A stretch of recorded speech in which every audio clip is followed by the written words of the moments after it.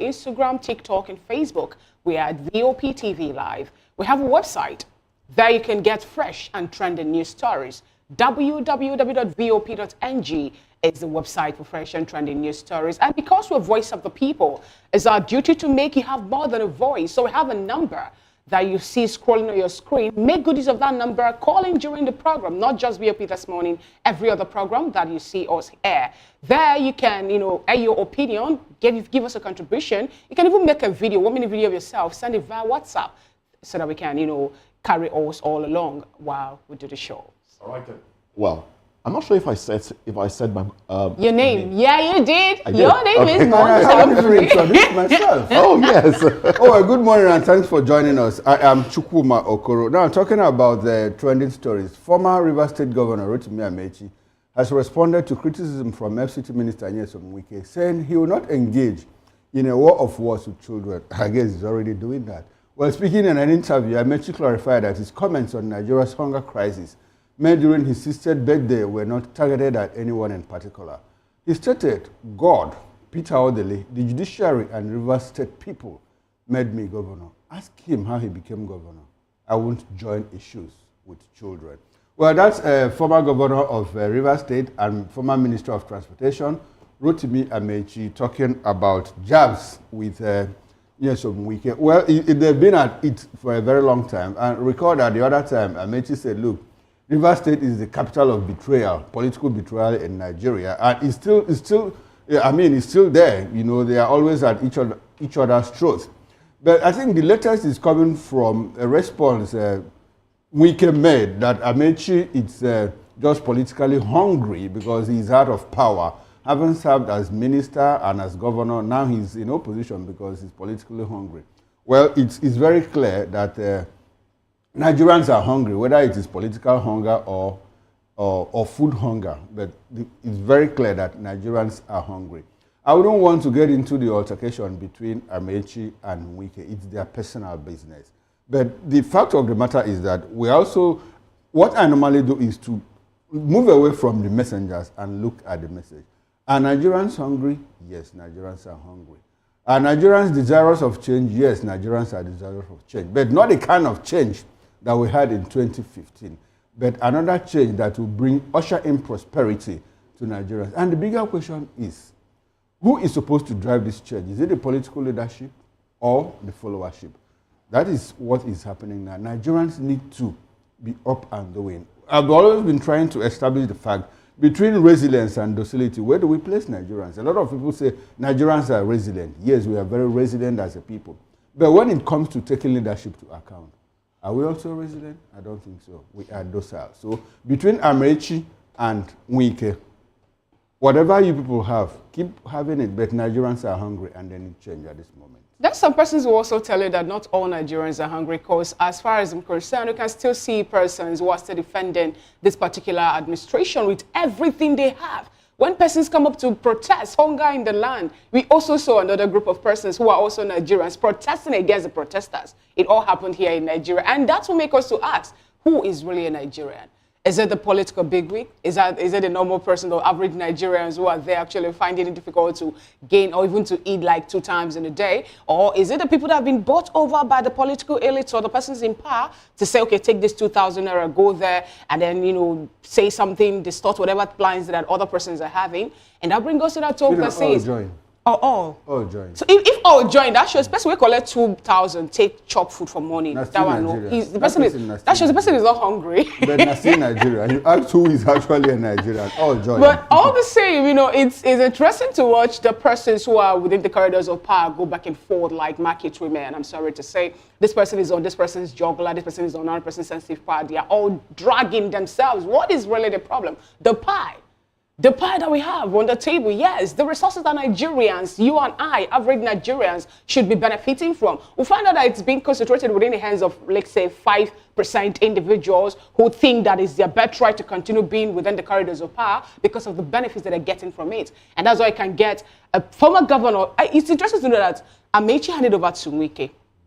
And both of them have been at each other ever since then, going back and forth. This person is calling the other person a child. The other one is saying something about someone that's been hungry. But the truth of the matter, like my colleague rightly pointed out, is that In Nigeria, while Amaechi was talking, he said that Nigerians are hungry. He made mention of insecurity. He made mention of hunger crisis that we're having in Nigeria at this point in time. And he is not far from the truth, okay? But the thing is, what did Amaechi, what role did Amaechi play during the last 8 years? What I'm talking about, the time that he was a Minister of Works, Minister of Transportation, yes, when we have Buhari in power.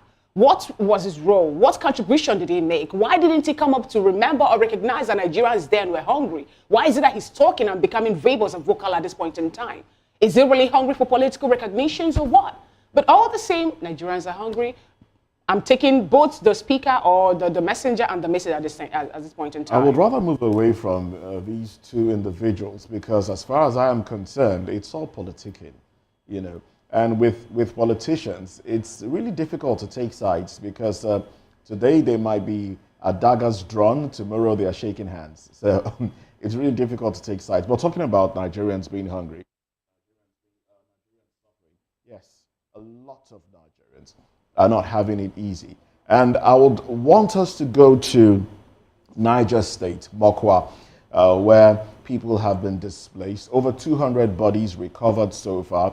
About 1,000 still missing, and NEMA is, still recovering bodies. People have complained that there is a stench of decomposing bodies emanating from the area, which might lead to an epidemic if care is not taken.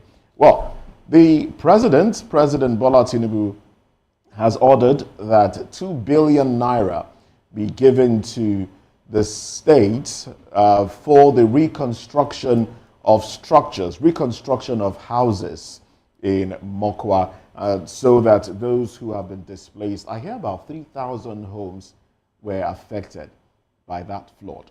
So those that have been displaced will be taken, relocated to these houses and never go back to where the disaster met them. It's a good move.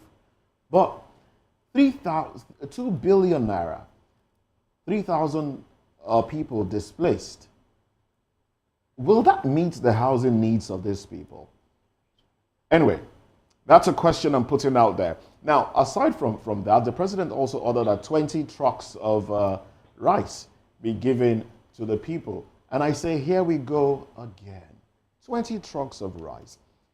Can you determine how these rice would get, if it will get to the people in the first instance? Now, those in the camps, the makeshift camps, are already complaining that they don't have a proper toilet. They don't get the share of food that is being given to them. No toilet to do their business. There is a possibility, there is the fear of an outbreak, a health disaster that might happen in that camp where they are.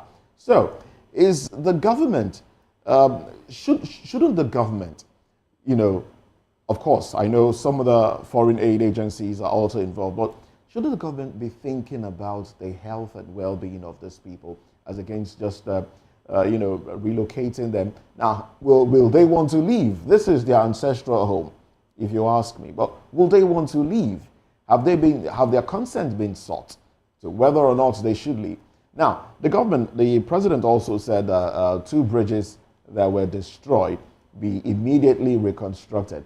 And then I ask myself, was that truly a flood? Because government is still denying that it's not a release of water from the Kanji Dam. It was, climate change and flood. Would that have affected 2 bridges? There's a lot of question. It's a good thing that government is thinking about alleviating the sufferings of these people. But are there mechanisms in place to ensure that these things that have been designated, the bags of rice, will get to the people? We know how bags of rice have, gone into private warehouses, rebagged and resold, in the past. In fact, somebody... Okay. Let me not put out too much information. Yes. You've said a lot. Let me not put out too much information. Let me start from, you asked a question, 2 billion will it be naira, enough? will it be enough? You know, when I heard 2 billion naira, I jumped. You know, I was already making plans to, you know, get one rainmaker, you know, to cause flood in my community so that the federal government can come and relocate us. But when I did the arithmetic, I discovered that 3,000 families, if you divide it by an average of 5 in every family, that brings it to 600 housing units. So if you now divide 2 billion by 600 units, what it gives you is 3.3 million naira. So can 3.3 million naira build a house? Build a house? Absolutely no. Maybe a bacha. Or maybe. So someone living in a bungalow will not go to staying in a bacha. Exactly. So someone who have a one-story building batch. Oh. So clearly the 2 billion naira is not enough. But I think government has made an effort. And the fact that the president also had to give out 20,000 bags of rice, right? 20,000 bags of rice. And that means well, this government has a passion for distributing rice, you know. Condiments and other things, tomatoes and all of that. But the important thing, what gladdens my heart is that, look, the vice president had to go see things for himself. You know, this is what we call hands-on. You know, it is not hearsay.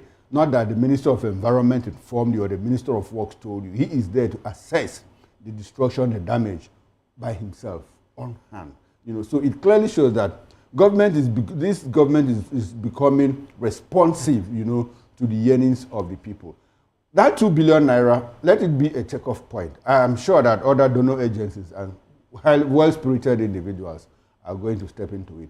But at the base of it all is for us to get to the root of what caused that flood. Because if we don't get to it, we'll come back to where we are today, maybe next year or in 2 years' time. Like I keep saying, the moment bad behavior is rewarded, it gets worse. So at this point, government, while making sure that the people get succor, they should also try to find out what led to this flooding in the first place. All right, I think I made a mistake. I said 20,000 trucks. Did I? No, I say trucks? 20 trucks. You say 20 trucks. Did I say bags or trucks? I don't know. I said 20 trucks. I said trucks. 20 I trucks. do apologize. It's 20,000 bags. 20,000 trucks. Yes, 20,000 bags. You people have actually said quite a lot about this particular one. But now the question is, you recall what happened in Borno State last year, September 10 to be precise. They allowed dam collapse and then flooded happening in Borno State. Have people who were displaced from that flooding, have we heard anything about them after that particular time? No, but was there money set out for rebuilding? That's the thing, there was. There were contributions made. But I'm not sure it was set out to relocate them. But this one is clearly specifically to relocate them. Now, where are you taking the people of Makwa to? There's land there now. Niger State, I understand Land that that Niger belongs State is to- bigger than the whole of Southeast. Yeah, land that belongs to who? To people Ancestral of Makwa. home that belongs to who again? people of Makwa. So these are the things that we need to look at before we jump into, you know, to applaud the government to avoid having crisis in the next place. Now, something happened some time ago in River State. People will now have certificate of occupancy. I hope you know that till tomorrow, if you get to Umwebule till tomorrow, the Okerika man and the people in Umwebule are still having issues over ancestral land. These people were staying in the river area, they come over, built here, and at the end of the day, they are still fighting Umwebule 1 and 2. I think it's a different case. Oh, in this my dear. case, if the government builds a house, hands over to you, they'll give you CFO, is it not?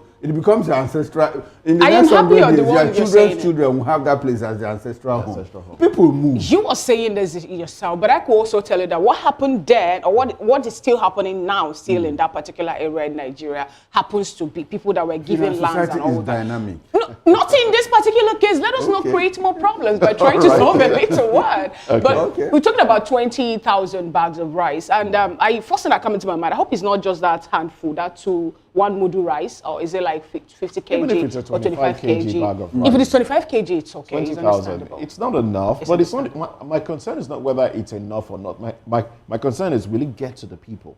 That's another thing. That's my concern. And how are they going to share it? Are we going to have a situation whereby we say, no, Muslims should, Christians should call it? Oh, no, they haven't brought it. It might play out. We saw that happen in some other IDPs also, where persons were being talked about. The fact is that these people, some of the people affected, some of the victims have even refused to go to temporary shelter. They would rather stay with the with family where they are. Muddy environment and the stench. You know? So you begin to ask why. Why is it that people don't want to move? There's lack of trust. No, first thing is there's lack of trust on what the government is promising, because sometimes we've heard the government say, I'm going to do this, we are doing this, and at the end of the day, we wouldn't do anything. I think it is both attachments. Because some people find it difficult to be moved, shoved out of their environment. just like that. Oh, well, let's get into another conversation now. This is Governor Peter Mba of Enugu State has sent an executive bill to the State House of Assembly seeking to regulate the activities of native doctors, herbalists, and spiritual practitioners. The bill aims to ban money rituals, criminal bulletproof charms, and the unlawful use of forests and properties for illicit activities. Now, under the proposed law, all spiritual practitioners must register with a designated government body. Now, failure to register may lead to fines ranging from 1 million to 5 million, or a 2-year prison sentence, or both. I think if you read this story, there's another fine on those that give their properties to such, for such activities. I think they might face about 6 years in prison and the rest. I think the fine is a little too small, not less than 5 million, but more than 1 million. That's a little too small for what these people make of other people. It's a good move that the government is trying to regulate traditional doctors, if you want to call them that, because it's been bastardized. I mean, you get on social media, you get on Facebook, and you see advertorials. People sitting down somewhere in some shrine with monies telling you that, look, come, I can make you rich. And of course, the young person, the young man, the 15-year-olds, 19-year-olds, 21-year-olds today want to make money quickly. So they run to these people, and it amounts to ritual killing and the rest. We're still on the case of that native doctor who was said to have buried a lot of people in a sockaway in his house. In fact, I think the straw that broke the camel's back was a pregnant woman that was found, buried in his compound, and he even tried to run away. He was caught at Seme border, and I asked myself, how did he even get to Seme in the first place? So it's something government should regulate, but I think more regulation should be done, and more sensitization should be done. People should know that, look, there is no quick fix to the issue of money. You should work to get the monies that you want to spend. If you try to go to some occultic group, I don't think that will last. I don't believe in ritual monies anyway. I don't believe in a lot of people don't believe, because I don't know how that works. It's what they call the more you look, the less you see. Apparently, there's nothing like that, because it just fizzles out in a matter of months. But why I'm happy with this is that, look, Peter Mba is trying to strengthen our criminal justice system, because there are already laws, made out. But the fact that a ritualist is trying to criminalize ritual killing, which is already against, it's murder now. It's murder. If you are caught killing someone, or if you are caught that you kill someone, it's murder. There's penalty for that. But there's no law against making charms for bulletproof charms. Yes. That's why I say that's an aside. Okay. An aside is trying to strengthen our criminal justice system. But in all of this, I think that while they find that it's against people, accomplices, maybe they use your house and all of that, is good. But if you are caught that you killed somebody, I think there's a penalty that if you kill, you also get killed, and all of that. Of course. But what caught my attention in all of this is that also try criminal bulletproof system, which we call Odeshi. For me, it's African science. How does the white man produce his own bulletproof? Does it work for him? Of course it works. And this our own African science bulletproof also works. So this kind of resistance takes me back to the 19th century, yes, when machineries were introduced in factories. A certain group of people who called the Luddites, resisted it. They said, no, in fact, they said it was anti-Christian because it was trying to take away jobs from people.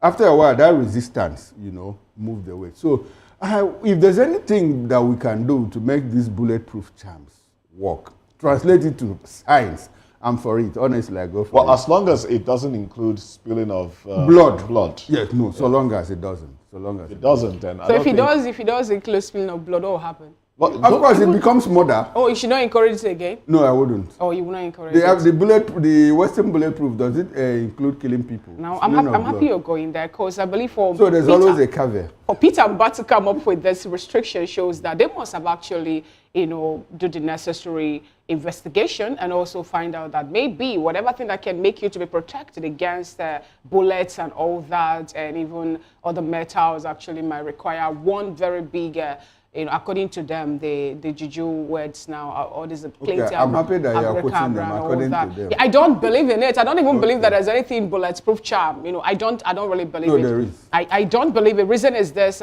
why is it that if something like that actually happened, then a whole lot of persons who have died would have gone. There's a saying in Yoruba. Hey. I'm going to say it in Yoruba, and I will not translate. You will translate it on this table. You will translate it on this table. If you know, well, maybe somebody from the back rooms, you are the one that was translate it here. Ọmọdé òmùgọ̀, ó ń pè lẹ́fọ̀ọ́. I don't know what you said. But I know you will explain it. I'll leave it for you at to that. interpret. The fact remains that even the Western bulletproof, actually sometimes the metals that we wear, the sometimes shield. they malfunction. Yeah, they do. Sometimes they fail. So the fact that the day she fails doesn't make it. Oh, it fails. Yes. No, sometimes it fails. Okay, nice one.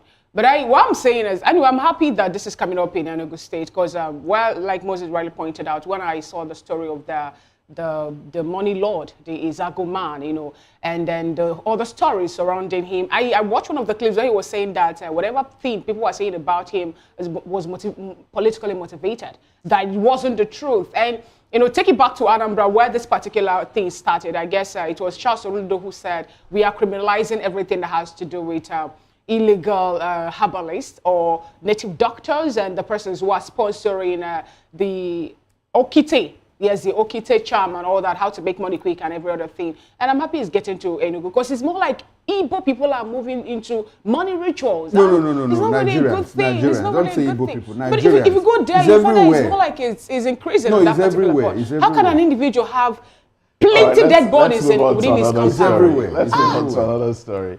It cuts across.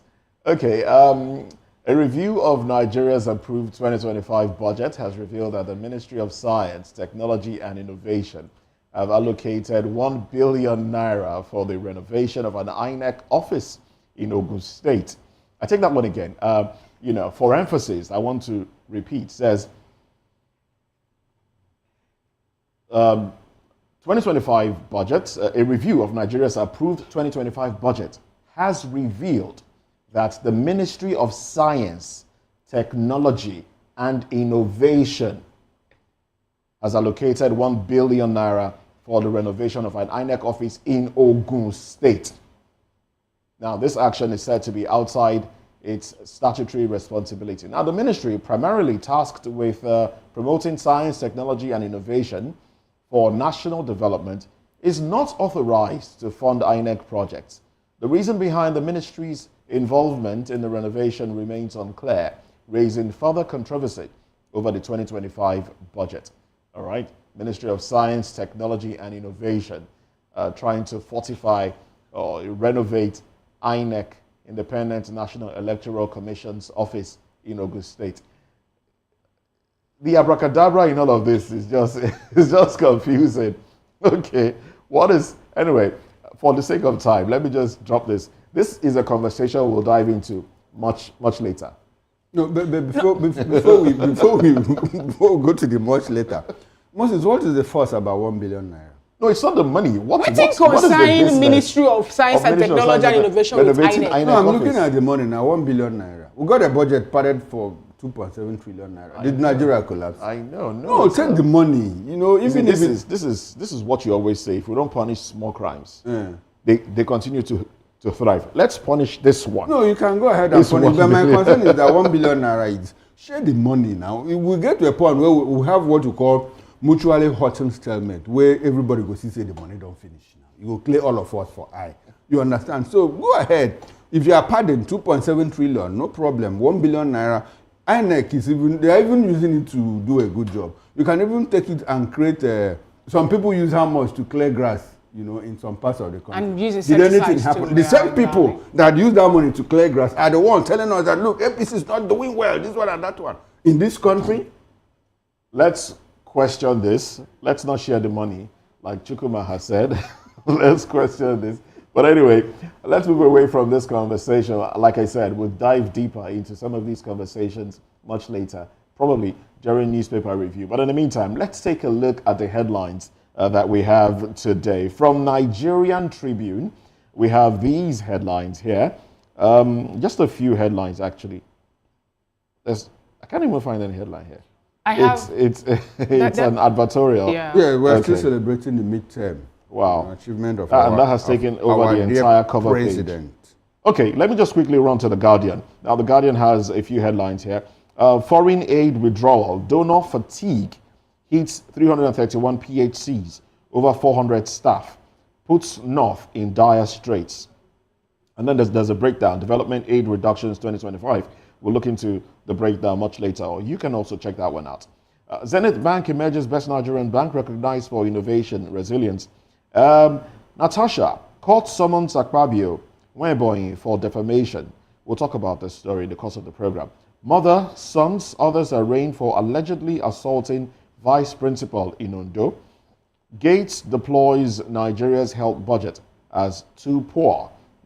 Interested. And then NMDPRA awards gas trading clearing and settlement licenses to JEX markets. Ondo records 220 billion naira profits in 2024. Revenue hits 4.1 trillion naira. Defection rumors swell as Adeleke Fubara meets Tinubu in Lagos. Politics, NEDC's footprint in Yobe. You will see that structure there. And up next is the Daily Trust newspaper, and just beneath the masthead, 20 years Emirate Tozo. We accept verdict, Jokolo's lawyer. Mokwa flawed, Niger cancels Doba as 1,610 children affected. Why we awarded gas trading, others licenses to JEX market, that's from NMDPRA. The better headline on the cover page of the Daily Trust today, how hot money, remittances drive Abuja's property boom. There's a breakdown also to that particular story. Over 1.9 million pilgrims converged on Mount Arafat today. Blackout looms in Abuja, 3 states as electricity workers give strike notice. Massive security deployment in states, FCT ahead Salah. Kanu farmers resort to manure over high cost of fertilizer. Those are the stories on the cover page of the Daily Trust newspaper today. Okay, let's quickly run through the Vanguard with few headlines. Mokwa flood victims lament poor food, camp conditions, and the window headlines. Zenith Bank clinches Best Bank in Nigeria award. ARCO gets NCAA drone pilot training certificate. Oando secures $375 million facility to power upstream growth. And that's all from the Vanguard newspaper. And that's how far we can go, taking a quick peep on the cover page of the National Dailies. Do well to join Chukuma and Moses for the newspaper review prop, and I'll be on top of the hour at 10 a.m. here on Voice of the People TV. And we'll go on a quick break. When we come back, we'll dissect the major topic of conversation, the first of it, which is the presidency response to Afenifere as it highlights Tinubu's 2 years achievement for Nigerians. The world to stay with us.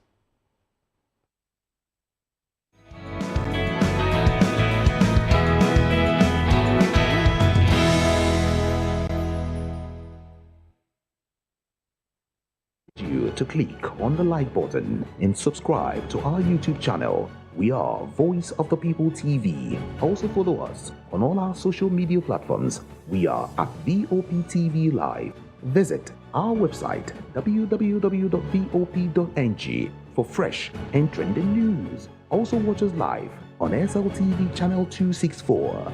VOPTV, Voice of the People Television.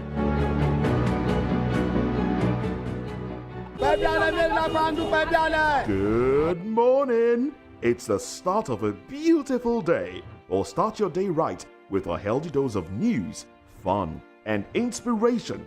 Join us on VOP this morning for the latest news, trending topics, and uplifting stories to set your day on the right vibe. From news and current events to lifestyle and entertainment, you are covered. VOP This Morning, 8 a.m., Monday through Friday.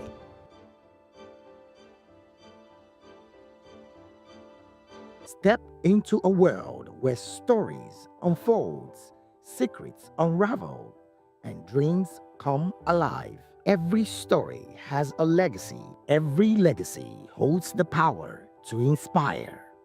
A unique interview series that celebrates the lives of Nigeria's elder statesmen and women through their remarkable journeys in the military, diplomacy, public service, academia, medicine, and beyond. Conversation that transcends generations, offering guidance to youth leaders, diplomats, technocrats, and future change makers. We unveil the wisdom, resilience, and achievements that shapes our nation and the world. Join us every Sunday on Voice of the People Television. Reminiscence, legacies that leads the way, stories that lives on.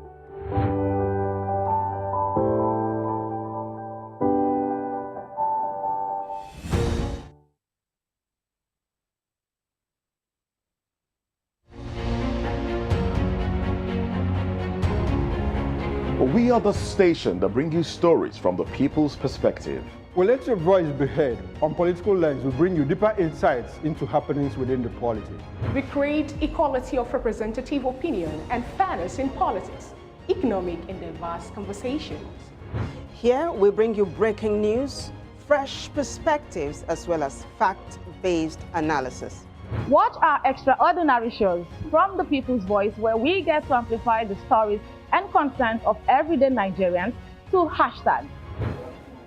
To Health Check, where we share practical wellness tips and bring you deep insights from medical professionals. Maritime Frontiers will dissect issues on port operations and more. Every time we talk about sport, it's everything that has to do with sport, from the top to the finish. Just be with us, stay with us all of the time. We give you sporting activities just as you unfold, and that's what we do, and that's why we are called Voice of the People TV, and you already know. We got you all covered. Here, you have more than a voice.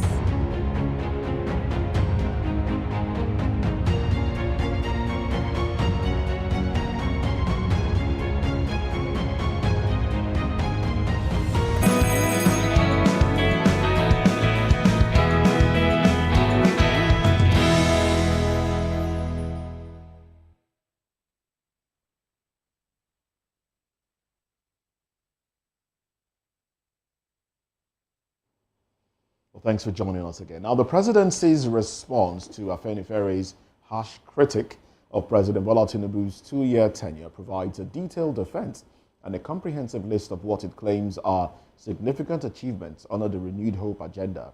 Now, here's a summary of the key achievements highlighted by the presidency in response to Afenifere's criticism. Economic reforms. Fuel subsidy removal claimed savings of over $10 billion in 2023 alone. Foreign exchange reforms, unification of the exchange rate, FX, reserves rose to $38.1 billion by 2024. Inflation, a decrease from 24.23% to 23.71% by April 2025. Trade surplus, 18.86 trillion naira recorded. GDP growth, 4.6% in Q4 2024, highest in 3 years. FDI, over $50 billion in new foreign direct investment commitments. Debt clearance, $10 billion in FX debt cleared. And then let's move to security now. Neutralization of criminal elements. Over 13,500 terrorists and bandits neutralized. I take that figure again. I'm sorry. Over 13,500 terrorists and bandits neutralized. 7,000 arrested. Security impact claimed return of farmers to their lands, boosting food production. All right. Let's transformation and infrastructure. CNG transition. Free CNG kits, buses rolled out with states. Transport costs claimed to have dropped due to CNG rollout. Affordable housing, over 20,000 units under construction under Renewed Hope Cities Initiative. Moving on to social interventions and welfare. Cash transfer program benefits over 5.7 million households. Presidential loan grants scheme, over 900,000 beneficiaries. NEL fund, student loan, over 600,000 beneficiaries. Minimum wage increase from 30,000 naira to 70,000 naira. NYSC stipend from 33,000 naira to 77,000 naira. Palliative, 75 billion naira disbursed to states and LGs for food and cash. It goes on and on, you know. In agriculture, loans to farmers, 200 billion disbursed. Mechanization, increased procurement of tractors and fertilizers. Now, I mean, if I continue to reel out the achievements as put on paper by this administration, we'll probably not leave here today because they, from what we can see on paper, they seem to have achieved a lot. But let's look at how Nigerians feel and how these achievements, as stated by Sunday Dare on behalf of the presidency, reflects on, in response to Afenifere, reflects on Nigerians. I mean, it goes on and on. The list is just, okay, I think I should take a few more. You want me to take a few more? Yeah, go ahead. I probably should. Democracy and governance. Let's look at, you know, democracy and governance. Judicial independence. Supreme Court's rulings upheld in opposition govern states. Implementation of a ransom year report in progress. Government claims fiscal discipline is being improved. Regional Development Commission set up across all 6 geopolitical zones. Credit and ratings. Fitch upgraded Nigeria's credit rating. Moody's upgraded from CAA 1 to B3 with a stable outlook. Let's see some other sector. I think there's another sector, fiscal and anti-corruption. Now, deficit reduction from 5.4% to 3.0% of GDP.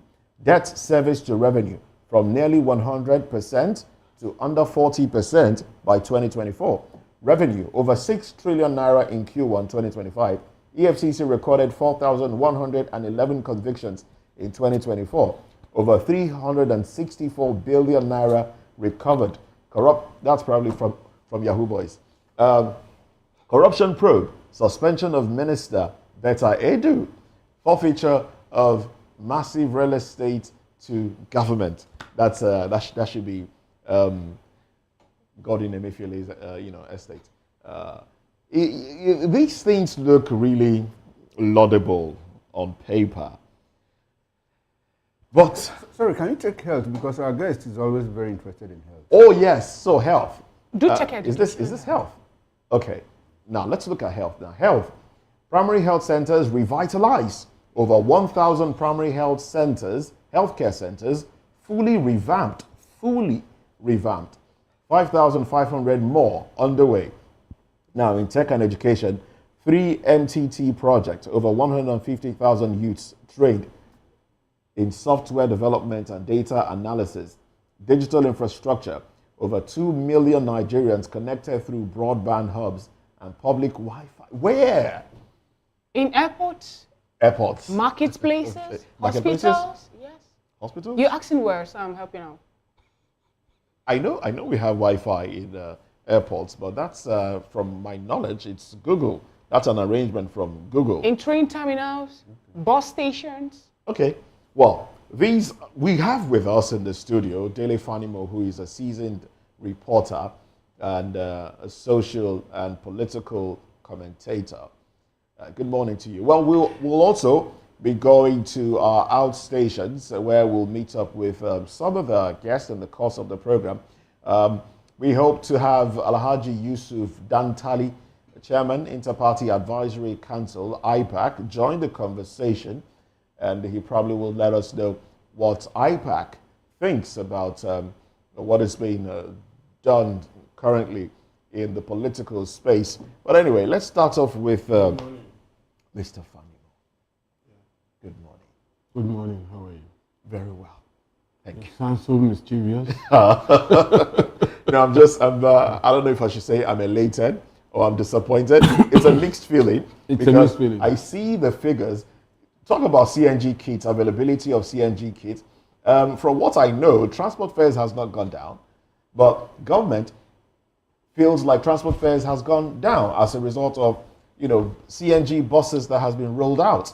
And just the other day, we talked about CNG not even getting to some parts of the country, the northern parts. In fact, the East barely has any CNG outlets in the eastern part of Nigeria. Even in Lagos, how many CNG outlets do we have in Lagos? How many CNG buses, aside from those rolled out by government itself, how many other CNG buses do we have? Commercial buses, CNG-powered commercial buses in Nigeria. Transport fares has skyrocketed. Now, this morning, a colleague of mine, came to office and said, look, it was a mammoth crowd at the bus stops because people could not even find buses. And that's as a result of, maybe not even having money or traffic somewhere or something. But there are obviously no buses and fares have increased. You want me to react What is to it that we don't know? Is it that the president and his handlers are giving out these policies to make life better, but somewhere down the line, it's not getting to Nigerians? Because for a representative of this administration to reel out this achievement that a lot of Nigerians would disagree with, it means there's some sort of disconnect somewhere. Or what do you think? You see, the point is, talking about transport infrastructure, we have a deficit that is glaring across the country, particularly in densely populated environments. And so, if they are really now this, as a matter of fact, I think in the last few months, I've only seen about 2 in Ibadan. Then around Oshodi here, they are coming from Bagada, there's a filling station that there is a configuration that is a CNG station.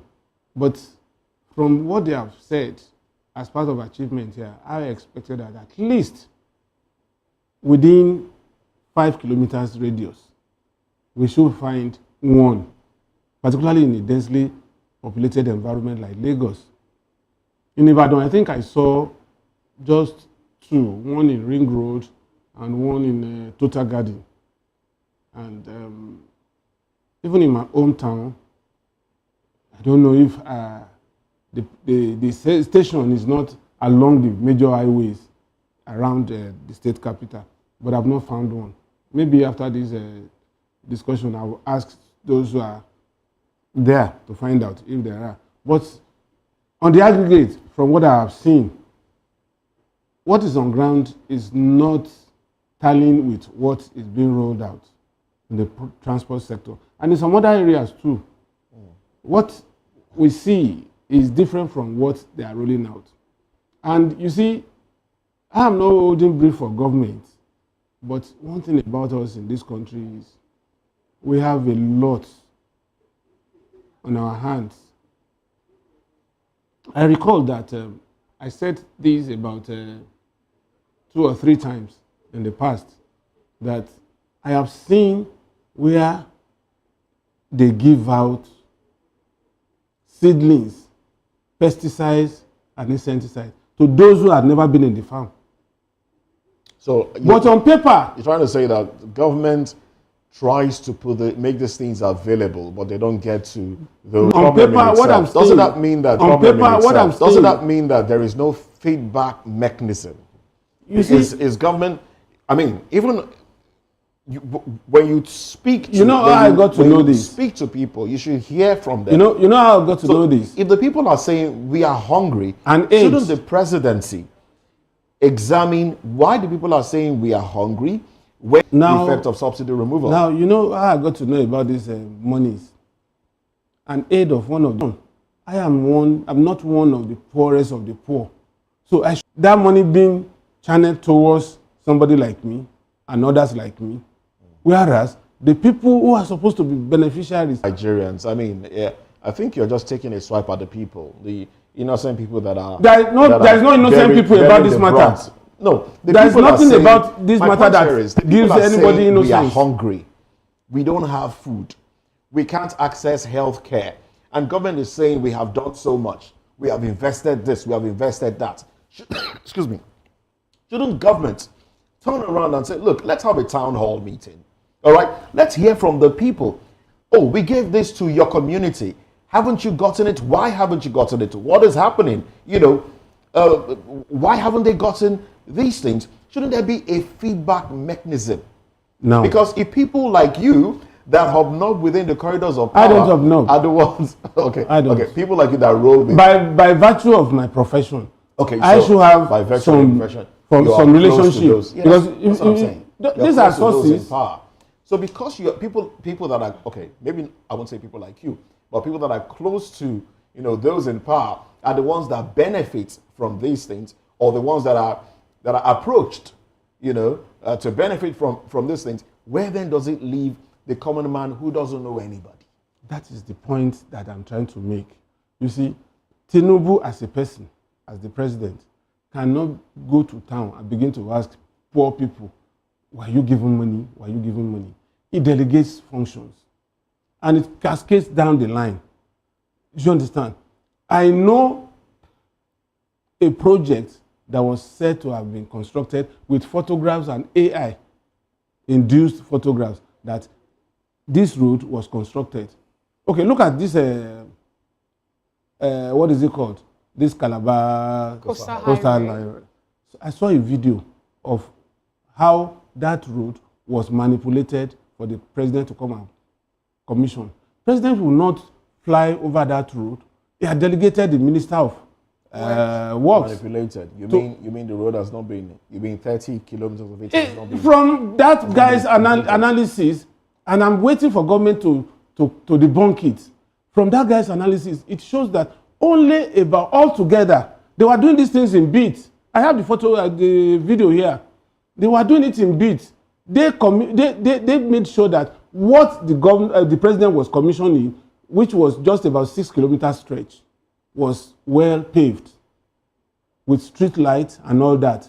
But beyond that, there is about 4 kilometers that was just not there. Now, what stops the president from taking, this particular project now to heart to say, Nigerians' money, taxpayers' money have been invested in this particular road. Let's take this further.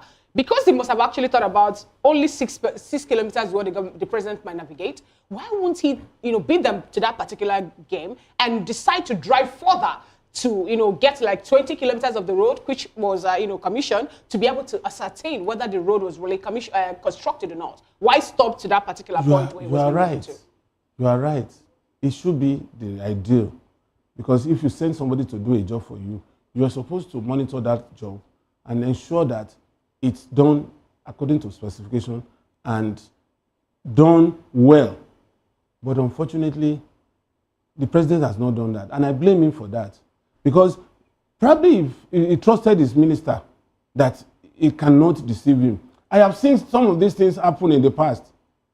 You understand? There was a time in Oyo State, the military governor then, was to commission skip eaters, these trucks they use in taking a refuse. What they did was they lined up these trucks, like 20, the first 2 in good and perfect condition. The last 2, good and perfect condition. But somebody among the contractors who felt shortchanged told us as media people that the governor should just make sure that he skips the first 2 and go to the middle and start the vehicle. That's corruption. Now, if you want to... You understand? Now, if that governor...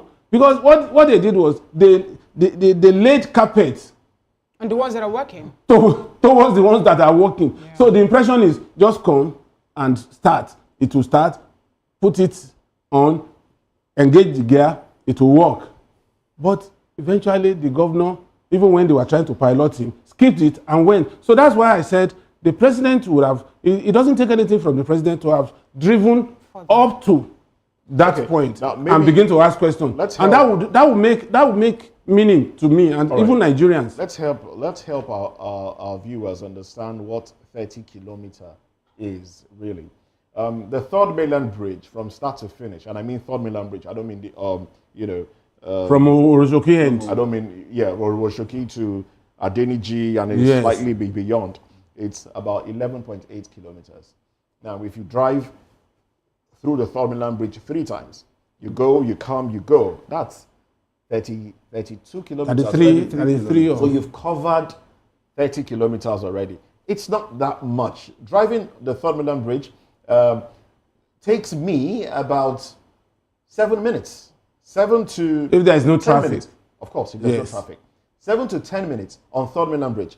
That's what it takes me from when you ascend the bridge all the way to Yanoworo. It's about 7 to 10 minutes.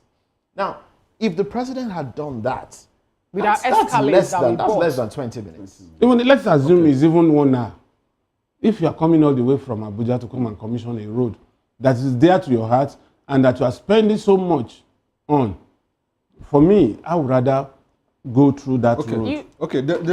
Let me stay with you. When Moses reeled out these figures, or what the achievements of the government, on a lighter note, you said that he sounded mischievous. I knew it was on a lighter note. No, of course. Yes. And but I would like for us to take it to the serious note. So between Moses, Afenifere, and the government, who is being mischievous here?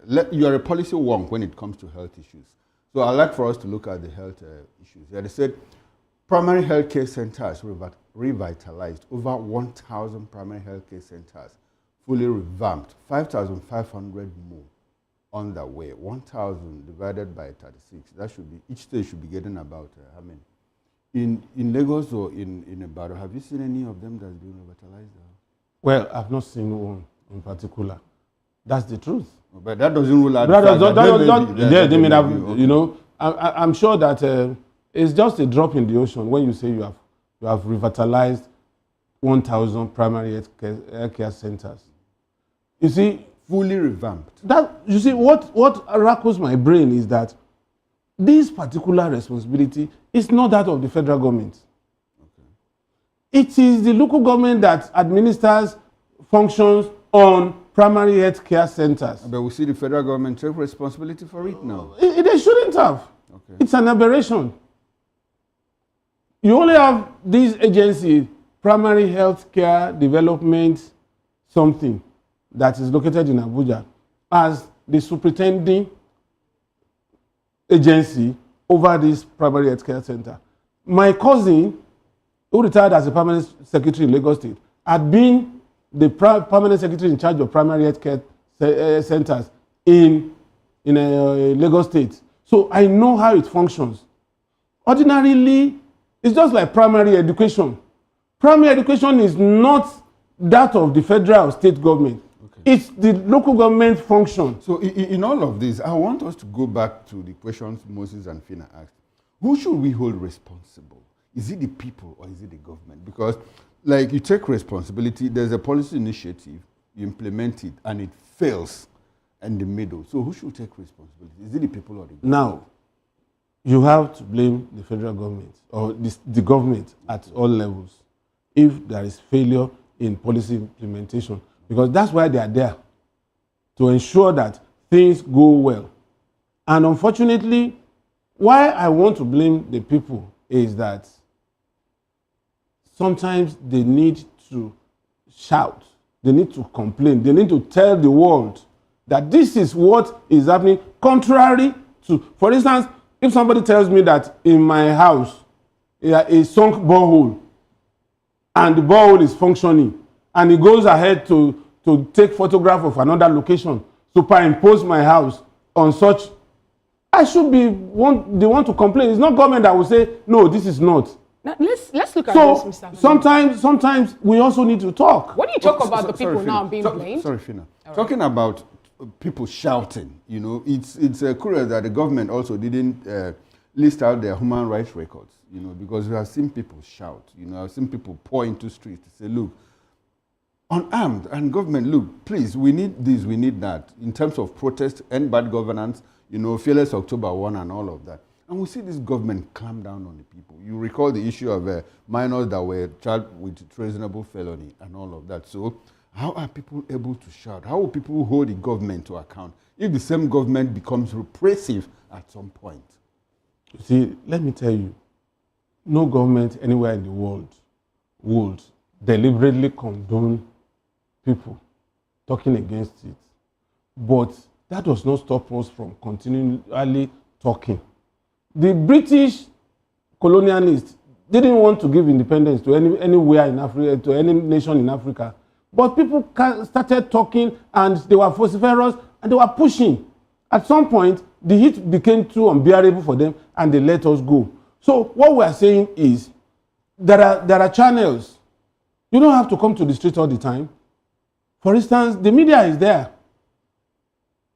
If somebody is saying with AI that he has done this, he has done that, take the raw one, give to the media, and let it continue. You see, when avenues of resolving issues like this have been closed out against the people, what else? What other options do they have? I don't think government has a hold on the media. No, it's not, because people have been talking for years. You and I have been reporting, you know. And what have we got from government? You see, at what point does it become desirable for people to pour into the streets and say, look, enough of all of this? Not in a violent manner anyway, but like to say, we just want to protest. You see, for me, either we like it or not, we cannot, as a people, stop protesting. Okay, now as a person, as a Nigerian also, let me just get your opinion on this directly. Do you think that this administration at this point in time have anything that they've done for Nigerians that they're bringing to the table to defend their 2 years in office at this point in time? You see, I've said it several times here, okay, that we need to differentiate from the microeconomy and the macroeconomy. At this point, let's at this point, yeah, on the scale of what they are pushing out, exactly, which is more of data, they lay claims to successes. But when it comes to the impact on the average Nigerian, they have not done much. Can you tell us one thing you think the government have done that we have to sit here on this table to defend? Now, one thing in 2 years, APC government, you have seen them done, that Nigerians actually should applaud them for. Nigerians should be happy that they've done it for the betterment of the persons as a whole, as a nation. As an individual? Yes, as an individual. Good. For me, one of the things that I consider as the good side of what this government has done in the last 2 years is the reform. Which reform? Tax reform? Which reform? Tax reforms? The tax reform. Okay. Now that more money is coming in, but to what end they are deploying this money is another question that we have to debate on. Then another thing that I also consider as part of the things that have been done is in the area of healthcare, not at the primary level. Okay. I have seen some measure of transformation in some of these tertiary hospitals. I have gone to UCH and I've seen, but the only problem bedeviling UCH today is the electricity problem. You understand? Okay. But one thing again, and I hope that it is replicated in other teaching hospitals. I am not private to any other. I've not even been to Luth, that is close to me here. But in UCH, I'm conversant with that, and I also get feedback from my madam who works there. You understand? Yeah. You know why I asked this question is because I needed actually to understand, because some persons were saying that people who are defending the 2 years in office of this present administration under Bola Ahmed Tinubu, they are just more like trying to defend the undefensible. There's nothing to show for it. There's nothing to hold on to. And one person made mention of the agricultural sector, where we learned that over 200 billion was what was disbursed to farmers in terms of loan. And we know, for example, I think yesterday or thereabout, the food basket of the nation, farmers are not even in farm. They are. That's why they had to deploy the chief of army staff there. Imagine. And then people have been given over 200 billions. And we learned about fertilizers being disbursed also to farmers. But in those in Kano State have resorted to using manure to, go in for their cultivation. The people who do the hand food that they can do. And we know that in Niger State, for example, also we have issues of insecurity there too, as a case may be. Recall the rice, the parley, the support that is supposed to have with Lagos State. We've not heard that anything is coming out of that. So is it that, you know, the people who are bringing out all this information, the data we're having, you know, are trying to make Nigerians understand that they are more spiritual than we are, because we cannot see this physically. You see, it's not about spirituality, as far as I'm concerned. It's not about spirituality. It's about what you see that you can point to. You see, I have said it here this morning, that at the level of government, they may have disbursed this money. But the point is, who are the beneficiaries? Are they the real farmers? In most cases, they are not the ones. I just told you about seedling given out to people that they now resell to the end users. Whereas, why should you distribute seedlings in Ibadan? But the president told the world in Brazil. When you don't have farmlands, why should you distribute?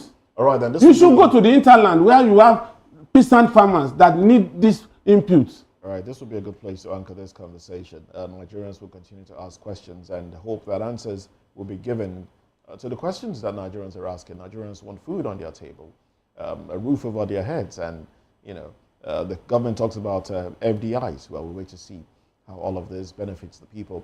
Now, PDP has won the APC. That's the next conversation that we're diving into. 2027 election will be a referendum on your failures. Let's discuss this when we come back. Join us again.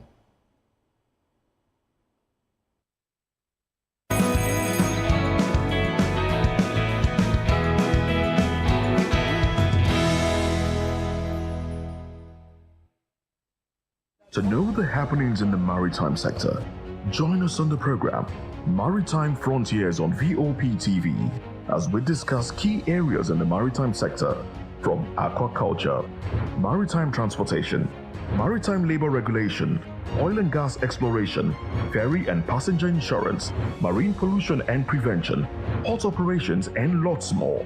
Join me on Sundays every 2 p.m. to 3 p.m. on Voice of the People TV. Maritime Frontiers, exploring Nigeria's blue economy.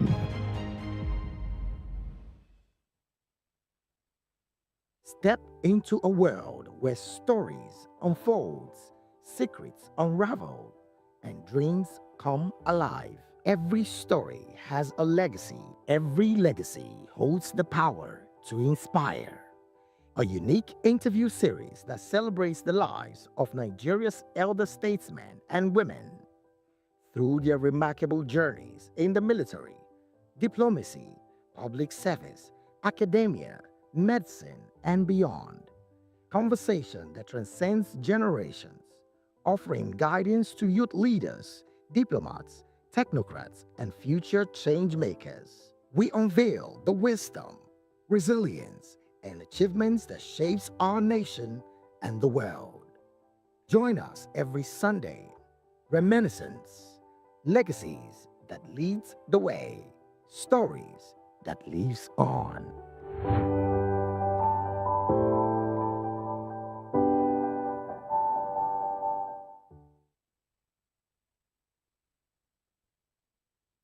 Are you ready for the extraordinary? Something big is happening on your screen. Introducing VOP TV. Now streaming on SLTV channel 264. From breaking news to captivating conversations, news analysis, giving you all sides to the story. We break in-depth discussions on the issues that matter, from politics to sports, entertainment, and lifestyle. VOP TV on SLTV channel 264. Join us as we redefine what television means to you. Voice of the People Television, VOP TV. Now you have more than a voice.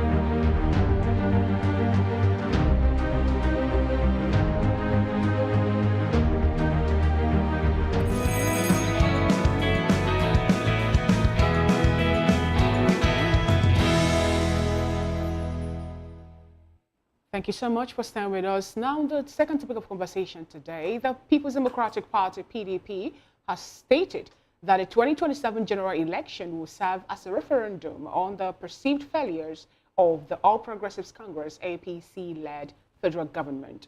During a press briefing in Abuja, PDP National Publicity Secretary Debo Ologunaba criticized the APC for worsening insecurity, economic hardship, and poor governance.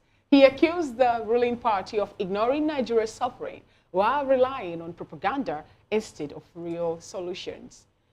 Debo stressed that over 600 Nigerians have been killed in the past 2 years, highlighting the government's failure to provide security. He reaffirms that the PDP is working to present itself as a viable alternative capable of rescuing the country from the APC's mismanagement.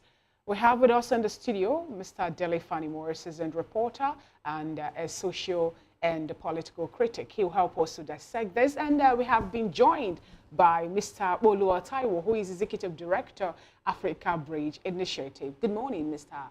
Taiwo. Morning, Fina. Good to have you join today's conversation. Thank you. And I would like to start off with you, Mr. Taiwo. What do you have to say about the fact that we are still having the blame game being played in Nigerian politics?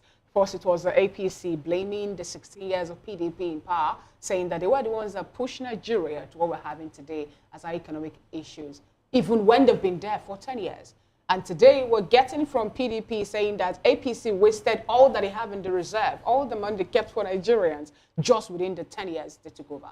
What do you have to say about this? Help us walk around this. And the fact that 2027, according to them, has been tagged to be the time for Nigerians to bring APC to, to their knees through referendum because of, or through their activities and what they've done in Nigeria. Right. Thank you, Funa, for that dynamic question. Talking towards 2027 general elections in Nigeria.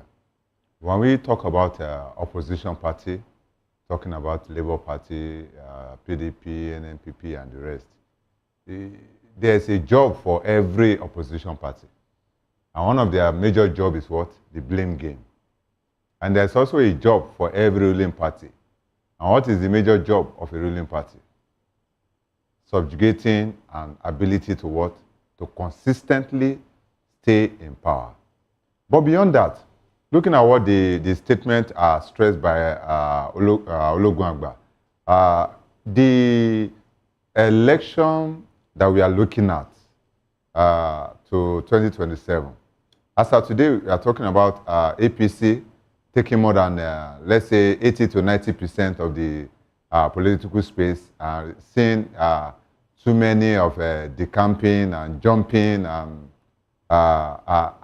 cross-carpeting from one party to another party to another party, and we're also having some known and unknown coalition, so to say, in quote. But beyond that, PDP, as of today, has not played the vital role of opposition. What is really the job of opposition party? The major job of opposition party is to give alternative atmosphere to the citizen of the country. Alternative economic solutions. Alternative innovative solutions. Alternative revenue generating capacity. Alternative surplus budget process and procedures. But if PDP has not shown much interest in that, the only interest they have is that how APC will fail, or how they have failed according to its own statement, and now they are ready to take over power in 2027. When you were there in 16 years, can you tell us the consistency of what you have put in place that any party cannot disturb or cannot destroy when you are in power? That is your job. You should be able to tell us that, okay, we have put this in place. Okay, let me give you a typical example. During the last regime, President Muhammadu Buhari regime, there's something spectacular he did that I always mention everywhere I go, talking about the rail system. At least for the first time since I was born, I was able to see a man intentionally repackaging or rebuilding our rail system. And that We can see what is happening in Lagos by the expressway. We can see what is happening to Kaduna. We can see what is happening in different parts of the country, where within 1 hour, you can move to different parts of the country.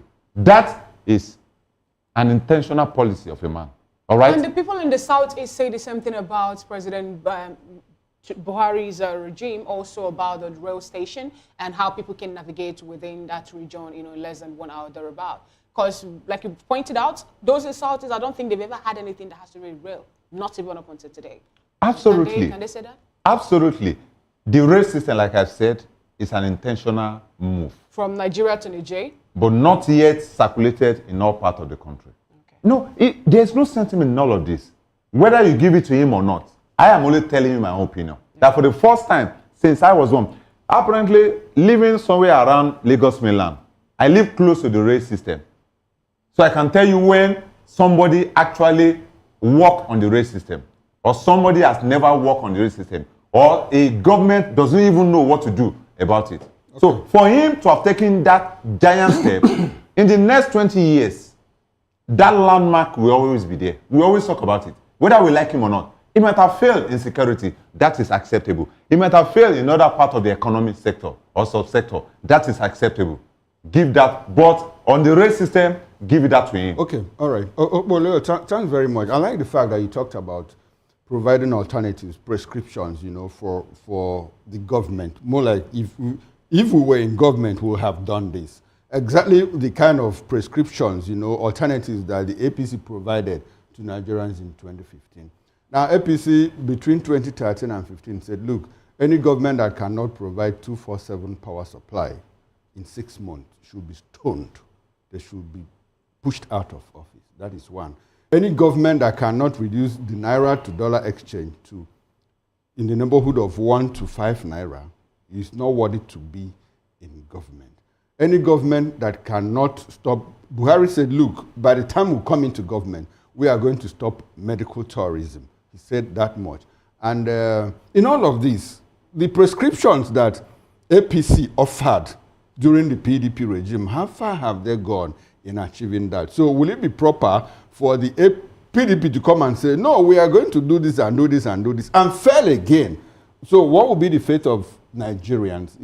Should we continue in that circus?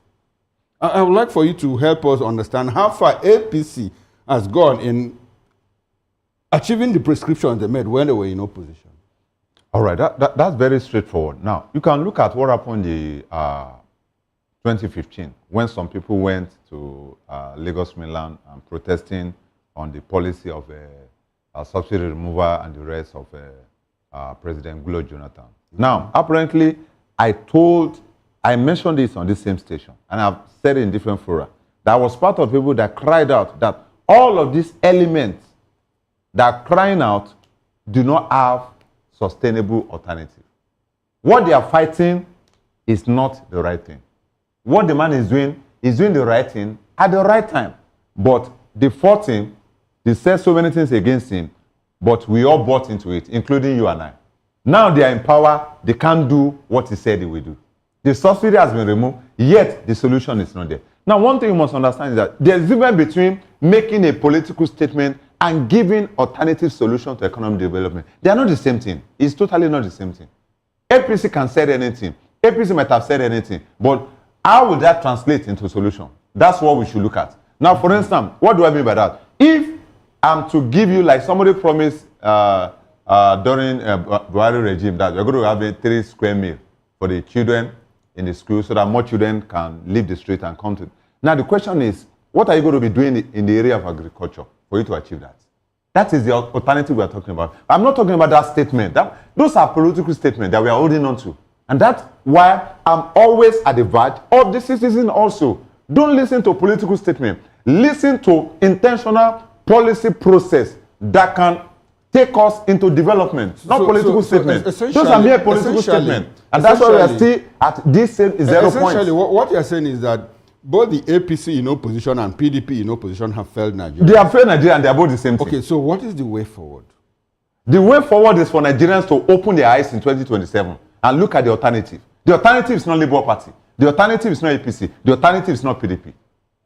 All right? And I've said that before. Those will not give you the alternative. Those will not give you solution. So because you cannot have an old clothes, all right, inside a new man. Is he old? Do you buy into the idea of a mega party, a coalition of parties? There's no mega party anywhere. There's no coalition anywhere. No. I'm not saying there is. I said, do you buy into I don't buy into it. Why? I don't buy into it. Because a lizard will always be a lizard. A leopard will always be a leopard.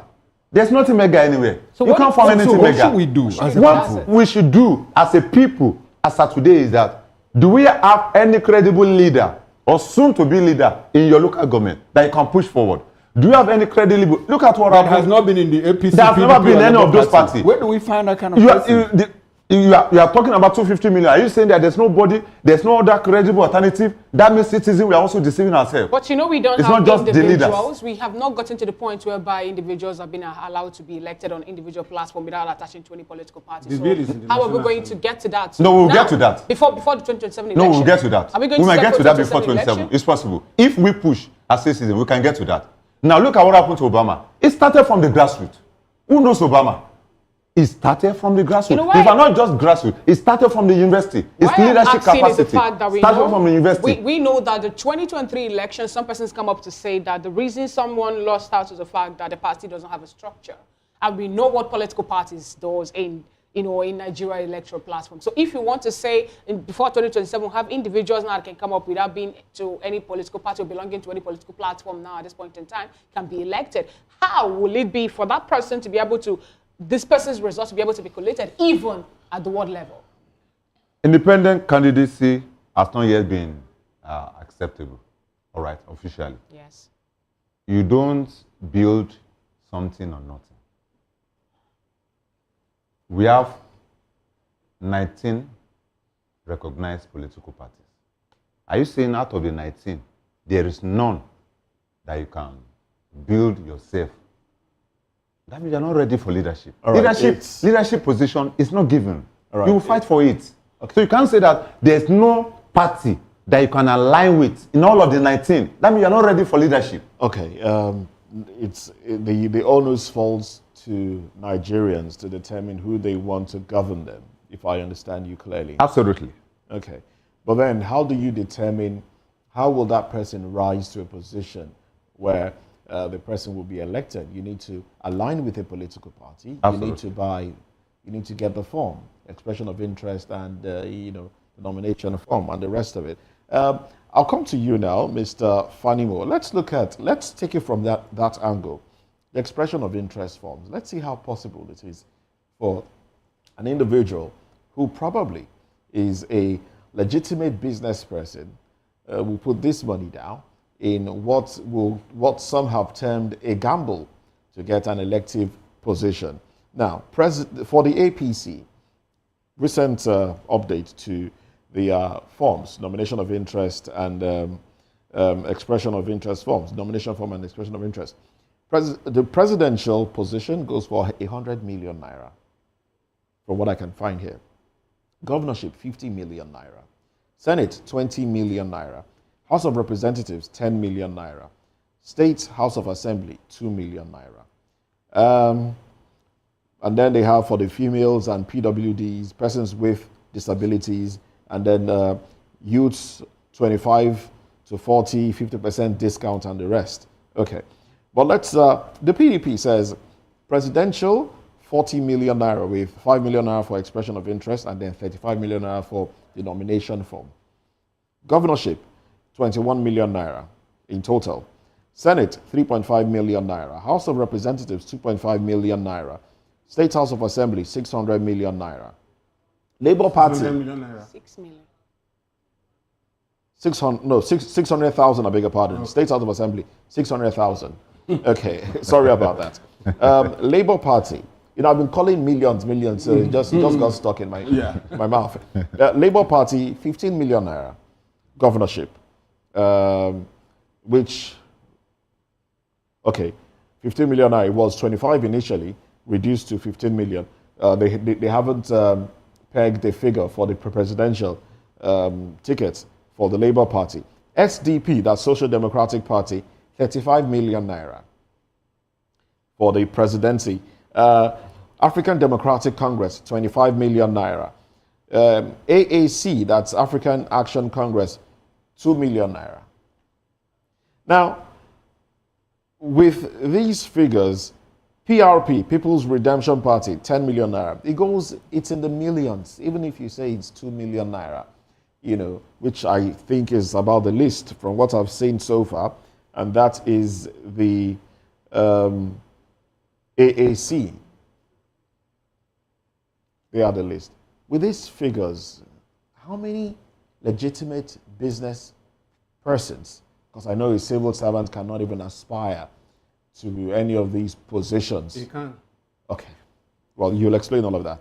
But how many legitimate business persons can put this money down in gamble that he might attain something that will give Nigerians the hope of someone to vote for? And this is just the nomination form. We haven't even started talking about campaigning.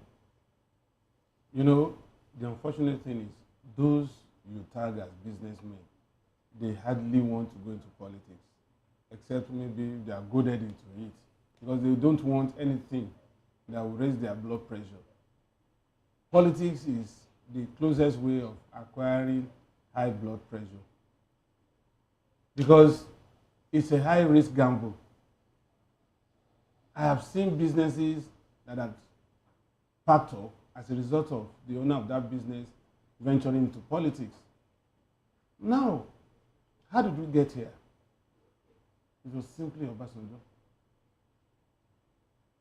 Obasanjo, how much did he get his nomination form to become president of Nigeria? But suddenly today, even the ones who are reeling out is not likely to be useful in 2027. Because I understand, was it not last week that we were talking about some parties saying they want to hike the nomination and the expression of interest form?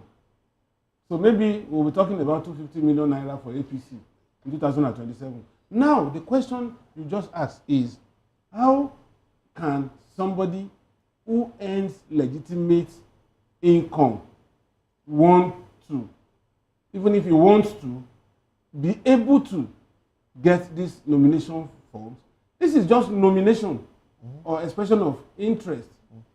It doesn't give you that clear access to that candidacy. You could get and lose.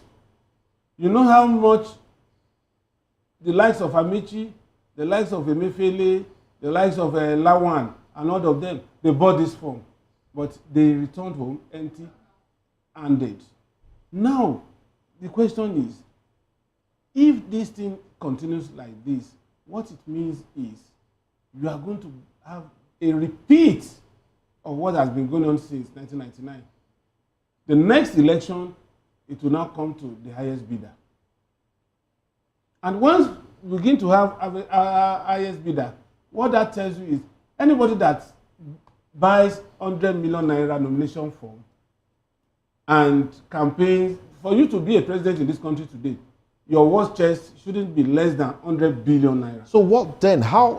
What choices do the people have?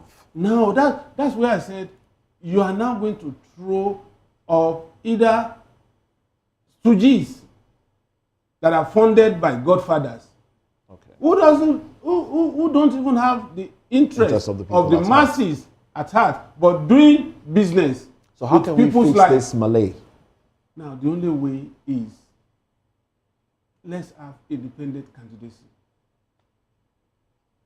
I know some people, and you also know, all of us here know that there are some people that have credible antecedents, credible pedigree within our neighborhood that can even start as councillor. But because of the capital outlay, they cannot venture. As a matter of fact, those who are going to vote will even deride them before the election and say, who are you? What do you have that say you want to contest? I'm going to so person's house because at least I know that I'm sure I will eat and I will take pocket money. When you have that, what would happen is you are throwing up the same set of people. And that's why up to today, have you ever seen anybody that is just happening in the political terrain across the nation. Okay. It is still the same old people When moving from one party to the other. When you talk about this independent candidacy now, apparently, if the person becomes an independent, he's not going to buy a nomination form. Definitely. Like 100 million. Except if there's any prescription from INEC. From INEC, that you have to pay so much. INEC a certain amount of money. Okay. And it's not going to be as high as this. As high as, okay, let's even consider that the person doesn't pay anything. Okay. Now, what happens to structure? How will the person be able to manage a structure, an electoral structure, in terms of party agents, coalition, people, people that will be his eye in all the polling booths within his constituency? We are looking at the councillorship level, now local government level. Let me tell you, because if you look at the presidency, it becomes a different ball. It's a different ball game. Even governorship is a different ball game. Okay. It is the highest bidder. No, what I'm trying to ask is, what you are saying is, how does he have the structure to be able to manage the electoral process that it won't be just changed? Exactly. Now, I know, I have seen it happen. In Akure North local government, at some point, somebody who is from Delta State, but his parents were living in that community and he was born in that community. He's from Kwale in Delta State. Now he wants to contest as councillor against son of the soil, so-called. Now, this guy had no money. He's a peasant farmer, but he's always there for the people. With the little resources he makes from his farming business, he intervenes as much as maybe 10,000. If somebody is in labor, he takes it as if it's the wife, and he does all that. Now, when it was time for election, the other guy came from UK. He said he wanted to start as councillor before moving up to become the chairman. And there was this hot contestation. The people said, look, go and buy from any party that is the cheapest. We will vote for you. This guy went to PDP. It was Agagu that was the governor then. He went and bought PDP. Do you know that that guy lost that election? The PDP person. So that guy that came from no, from Kwale. The Kwale guy, that is not even an indigene. Yeah. They stood with him. Then okay, so the one I came all the way from Lagos to monitor. To the indigenous man there, the Kwale person. The Kwale person won the election. Okay, okay. You understand? That's and how did they do it? That ward, I mean those wards that make up that councillorship constituency were practically locked down. Nobody went to farm. Nobody went anywhere. They stood by this guy. Okay. Because of the good deeds. Because of the good deeds. Okay, but did he run on the platform of a political party? Of course, he ran. Which party was that? I think it was one of, I can't remember the name, but one of these lowly placed parties. Lowly placed parties. Did they provide structure for him in terms of the structure? Agents and the structure was the people. Was the people. Okay. You understand? And the crowd was overwhelming. That nobody could rig the election in that place.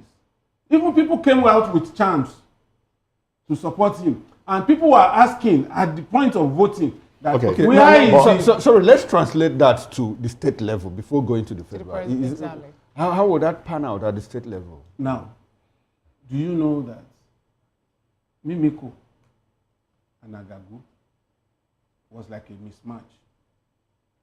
Mimiko had no money.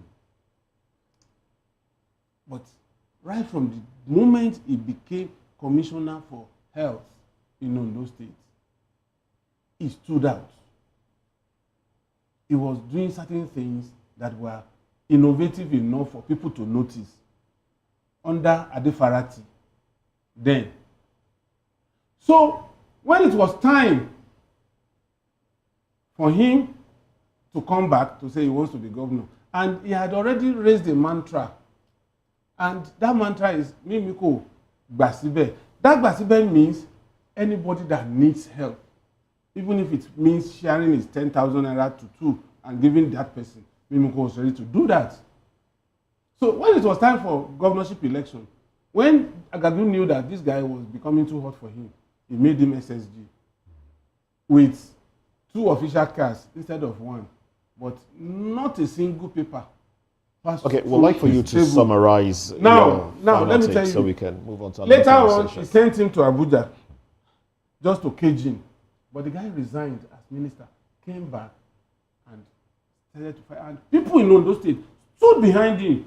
They rigged that election. So it's still the people. It's still the people. It's still the people. If we now, resolve, you know that yes, we've spoken about the local government level, the state level, but what Nigerians are actually seeking for is a change at the presidential level. Is there, can the people, can a candidate just, saying that there be an independent candidate, is it possible for the candidates to depend on the people without a structure? Yes. What was the structure Peter Obi inherited from Labour Party in the last election? If Peter Obi had been an independent candidate, he could have even done better than Labour Party. That's your conclusion? Absolutely. Yes. Oh, you seem to agree. No, let's hear you. The people decide. The people? The people decide. All right then. So the people, it's up to you now. It's up to you to decide your future. That's basically what our analysts here have said. So if you're going to go the way of my Ghanaian brothers that say, look, we will not accept your bags of handouts, we will not accept your bags of rice, just go to the polls and we will vote. And they say, look, this party has stayed 8 years, let's try someone else. It's up to you. And if you say, look, let us get our own share of the national cake, whatever it is, just give me, I want to eat now, then don't complain if what you get is not what you think you deserve. Well, let's move on to another conversation now. Court summons Akpabio, Nwaebonyi, over sexual harassment and defamation claims by Natasha Akpoti. Let's talk about this when we come back. Join us again.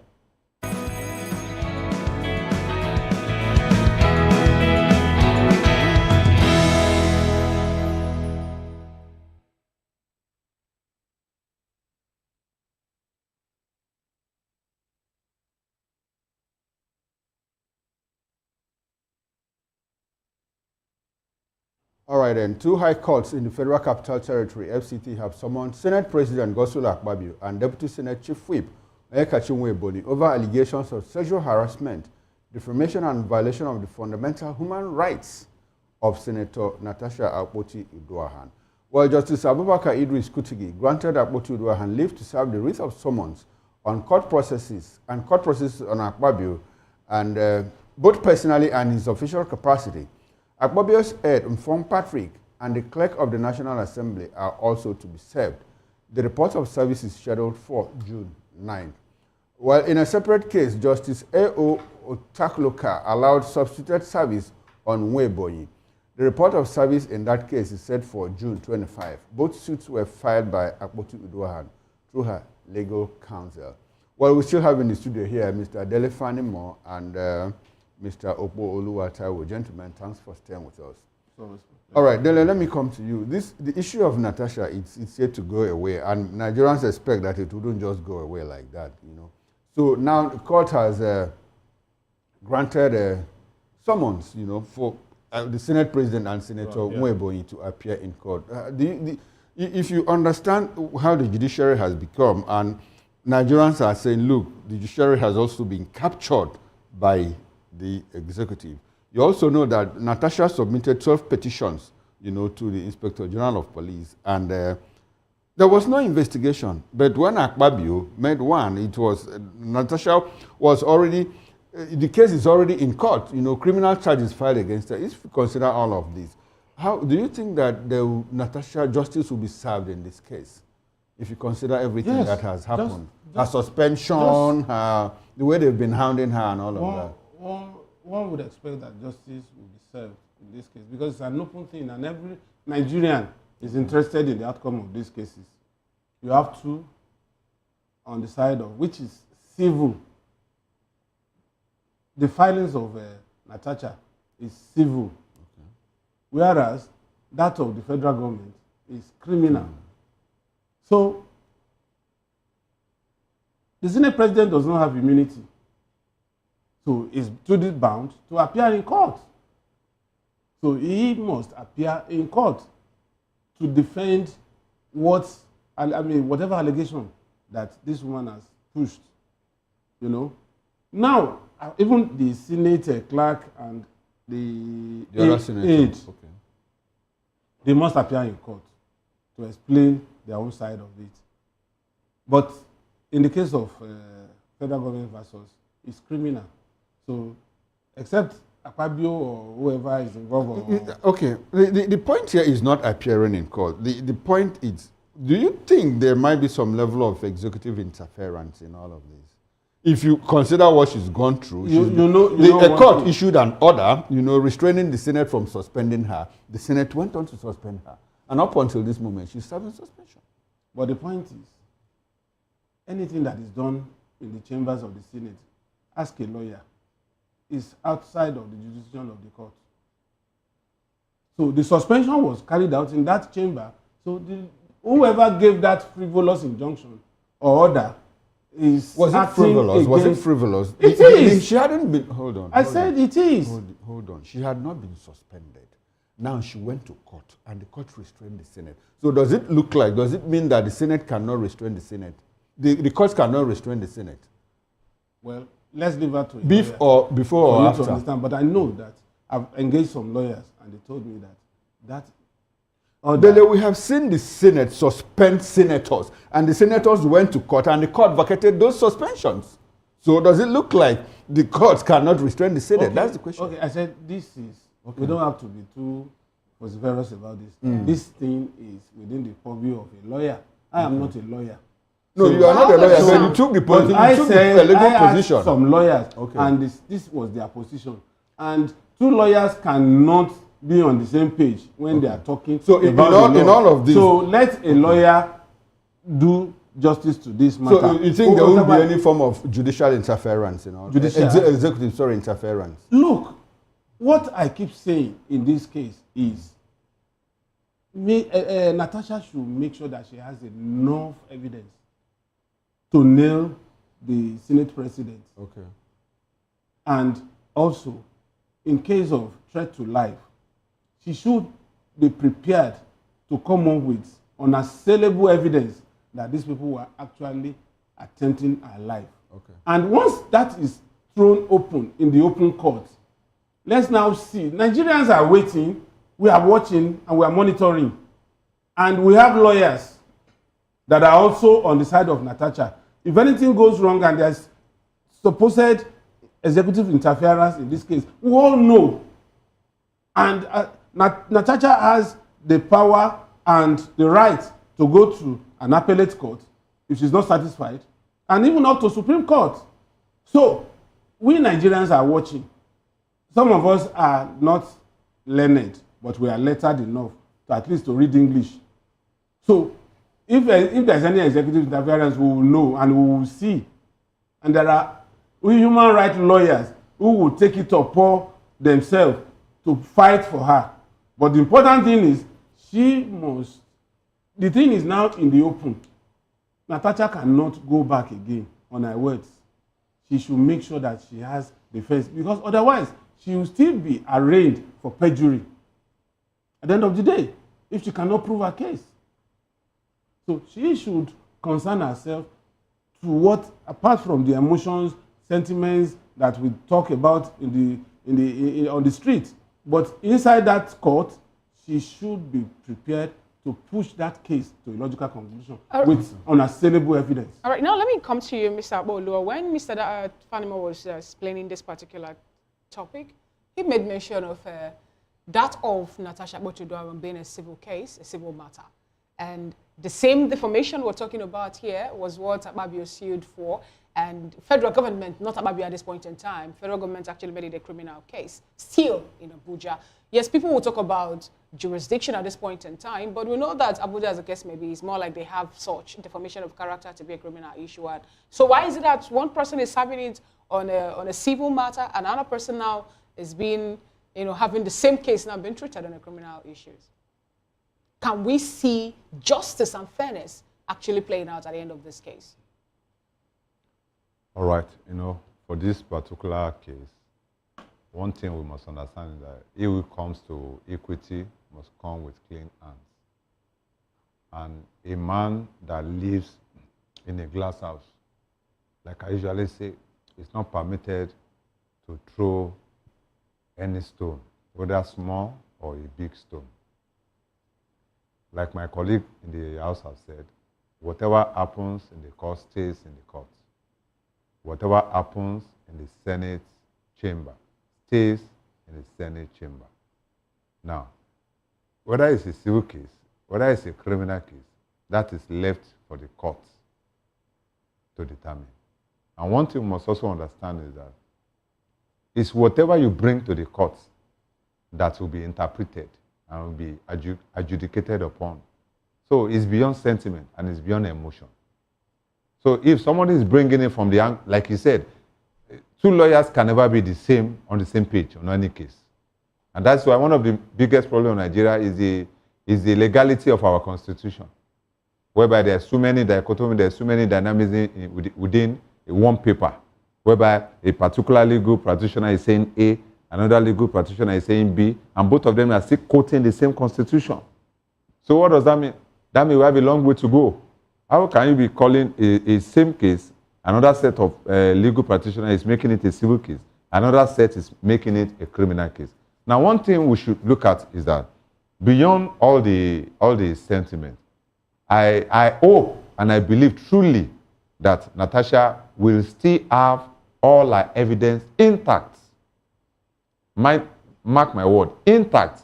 Because the end of this kind of case is the dynamics cannot be, it can never be straightforward.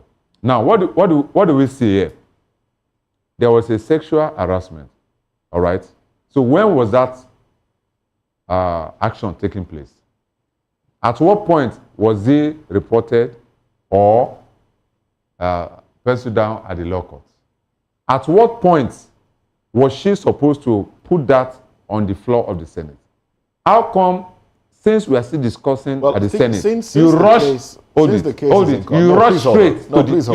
courts? Please hold on. While you are sitting in the Senate chamber. Since the case is still ongoing, since the case is in court, I think we should leave all of that for the courts. When they present all of that in court, we'll know, the time frame as to when it should have been presented and when it was presented, if that will play any role in her case. It's part of it. Well, let's leave that for the, when judgment is given. Okay. Let's not, preempt the courts now. But in all of this, I think what I am concerned about is timing. Because should there be a time frame to when this will be adjudicated upon and concluded? Should we have this within the shortest time, the possible shortest time? Or should we just allow this play out, and if care is not taken, play out for another 2 years to maybe 6 years? Will that be justice if this plays out for another 6 years and there's a back and forth in court? All right, absolutely. I believe for me, you have answered the question in advance. No, I'm asking the question. With what you have told me earlier, you have answered the question. No, I haven't answered the question. Because you said, I was going towards the timing. Because, since I'm not a lawyer, I'm always looking at the technicality of timing in any case. Because the kind of evidence you have today, tomorrow, event might have advanced it. And it will not become an evidence again in the court. So timing is also important in all of this. But one thing I was looking at, which a particular narrator was looking at, is that since we're in the Senate chamber, how come I am rushing straight to the court that the court should prevent my colleague from suspending me? How do you know that you're going to be suspended? There's a lot of emotion around this case. And for me, even the media has bloated it beyond the normal. These are the case. Whether she's suspended or not, it's not. You asked a question. Why did she rush to court? Why did she rush to court? Because she had an idea that they were planning to suspend her. How did she know? Because she knew. She works in that chamber. How did she know that she's going to be suspended? Come on. Ask that question. Now, one thing you should know that I'm bringing a case within my particular association or a group doesn't mean that I am going to be suspended. All right, so we're running out. There's something that you have not told the whole world. Maybe there's something I'm not telling the whole world. Let's get your because I don't think I've ever asked you this. Just what do you think about this allegation from Natasha against Senator Akpabio? Do you think it's something, just women trying to be women, looking for attention, or you think there's more to it? Any form of abuse against the women, I'm totally against it. Against the woman or against anybody? Against anyone. Okay. Any form of abuse, I'm totally against it. Especially when it comes to women. My team, in my office, in my family, they know. Even my neighbors, whenever you see a young man fighting or abusing a woman, I stand immediately. Now, so do you think Senator Natasha is just chasing clout? No, she's not chasing clout. She must have her own evidence. At that level, for her to open up, even after suspension, going towards the international space to make a case. There's something behind that yet to be uncovered, or yet to be unraveled. All right. So we leave the courts to assist us in unraveling the case. All right, then. In about 30 seconds, let's have your concluding thoughts. Yeah. On all the conversations, you could merge everything together. 30 seconds starts now. All right, for the Natasha case, there's nothing to be concluded. I'm not the judge. So the judge will give us the conclusion. Okay. Now, for the different position of Ologunagba and the rest, we should understand that as of today, there is no formidable opposition party in Nigeria. They are all the same thing. When there is opposition, you and I will know. And at that time, conversation can come up in a very seamless manner. All right, then. Mr. Dele Fanimo, let's have your concluding thoughts. Well, number one, given the antecedents of Akpabio and Natasha, that case is neither here nor there. So let her present facts to justify her allegations. On the scorecard of the federal government, for me, there should be a connect between the government and the people. That break is still affecting governance. Not directed at APC or PDP, but at every level, there is always this problem. There should be a synergy between the people and the government. All right, then. Thank you very much. Now, this will be a good place to anchor this conversation for today. But join us again at 10 o'clock as we'll dive into the papers, looking at stories from the dailies. On behalf of my colleagues, Chukwuma Okoro, Fina Okechukwu, and of course, the backroom staff, I am Moses Humphrey. And I must say a very big thanks to our guests, Dele Fanimo and Dr. Oluwa Taiwo. Thank you very much, gentlemen, for coming. Join us again at 10. Bye for now.